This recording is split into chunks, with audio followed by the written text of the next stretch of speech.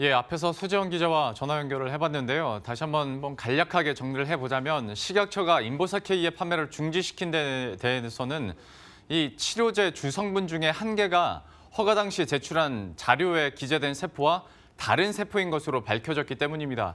근데 이 분야가 워낙 또 어려운 분야기도 해서 취재 기자와 함께 다시 한번 내용 정리해보도록 하겠습니다. 먼저 인보사 K의 주성분이 뭔지부터 알아야 뭐에서 뭐로 바뀌었는지 알 수 있을 것 같아서요. 좀 설명을 해주시죠. 네, 인보사 K는 1핵과 2핵으로 구성이 되어 있는데요. 1핵은 다른 사람의 세포에서 채취한 세포인 동종률의 세포, 연골 세포이고 2핵은 같은 동종률의 연골 세포이지만 여기에 세포 조직을 빨리 증식하게 하는 유전자 중 하나의 도입된 세포로 구성되어 있습니다. 허가받을 당시 회사는 우리는 이런 두 가지 성분으로 인보사 K를 만들었습니다. 라고 했기 때문에 식약처가 허가를 해줬던 겁니다.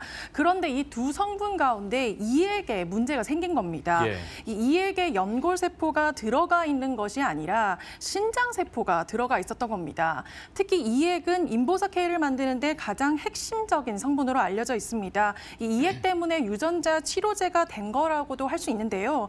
이 성분이 바뀌었다는 사실을 개발업체인 코오롱 생명과학이 좀 뒤늦게 안 겁니다. 전문가들은 1핵에 문제가 생긴 거라면 다른 대체 성분이 다른 대체 성분 구성이 가능하지만 2핵이 바뀌었다는 것은 인보사 K의 핵심 성분에 문제가 생겼다고 볼 수 있기 때문에 이 상황이 더욱 심각해질 가능성도 있다고 내다보고 있습니다. 그러니까 가장 핵심적인 세포가 바뀌었기 때문에 기존의 시장에서 기대했던 인보사 K의 효능이 없을 수도 있다라고 생각을 할 수도 있는 거지 않습니까? 네. 그러면 식약처에서는 이거 바뀐 걸 언제 어떻게 알게 됐습니까? 현재 인보사 K의 미국 판권을 보유하고 있는 코오롱 티슈진이 미국에서 임상 3.3을 위해서 인보사 K에 들어가 있는 주요 성분을 알아보는 검사를 통해서 확인을 했다고 하는데요. 예. 한국에서 허가받았을 때 기재된 세포와 다른 것을 확인을 하고 이를 지난 3월 29일에 식약처에 최종적으로 통보를 하고 이 식약처도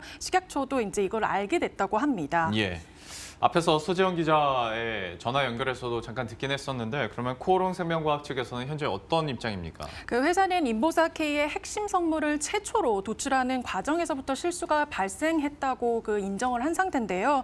2004년에 인보사 K를 개발할 필요한 후보 물질을 발굴하는 당시에 연골세포가 아닌 신장세포에서 치료제를 만들 때 필요한 주성분을 도출했다는 겁니다.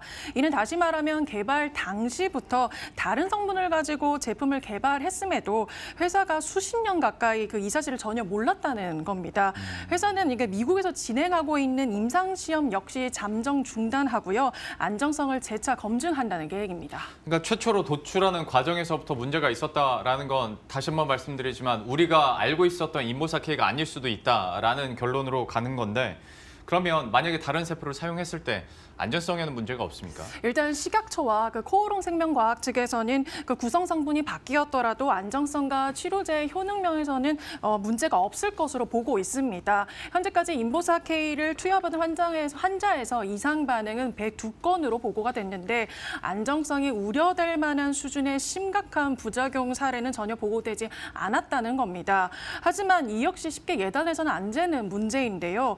식약처와 회사가 안정성에 문제가 없다고 하는 이유가 쉽게 말해서 세포가 사실 바뀐 것은 맞는데 네. 이 바뀐 세포로 임상시험을 했음에도 불구하고 그 과정에서 심각한 부작용이 보고되지가 않아서 이걸로 치료받은 환자들에서도 분명 안전할 거라는 그런 논리인 겁니다. 예. 세포 치료제를 연구하는 전문가들은 이러한 주장은 좀 무책임한 것 아니냐라는 그런 시각들도 나오고 있기 때문에요. 식약처가 안정성을 보다 철저하게 조사를 한다고 하는 만큼 이 상황을 좀 지켜봐야 할 것 같습니다. 또한 식약처는 앞으로 주성분이 바뀐 인보사 K 허가에 대해서는 사실조사 결과를 토대로 만약 위법 사항이 발견이 되면 약사법에 따라 코오롱 생명과학 측의 행정처분 역시 내린다는 입장인데요. 현재 이런 상황에서 코오롱 생명과학과 인보사 K의 미국 판권을 보유하고 있는 코오롱 티슈진은 장 시장부터 하한가를 기록을 하고 있습니다. 두 회사 모두 약 30% 가까이 내려간 상태인데요. 코오롱 티슈진은 24,150원, 코오롱 생명과학은 52,700원을 기록을 하고 있습니다. 한 가지만 더 물어보도록 하죠. 코오롱 티슈진에서 그러면 임상을 중단 발표했지 않습니까? 네.